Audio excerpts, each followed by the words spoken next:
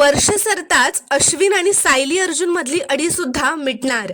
श्री स्वामी समर्थ प्रेक्षकांनो, आता साक्षीच्या घराबाहेर पोलीस आलेले असतात।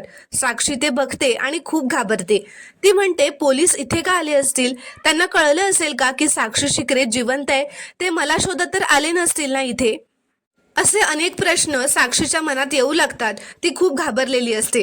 तर इथे दुसरीकडे आता सायली अश्विनला म्हणते, वर्ष सरतय, मनातली अडी काढून टाकण्याची हीच तर वेळ आहे ना अश्विन भाऊजी। अश्विन भाऊजी, मला तुमच्याशी थोडं बोलायचं पण होतं। खरं तर मला आणि आम्हाला दोघांना बोलायचं होतं तुमच्याशी। महत्त्वाचं काम आहे तुमच्याकडे। असं म्हणत आता सायली आणि अर्जुन दोघंही अश्विनकडे नागराजला शोधून काढण्यासाठी मदत मागणार असतात।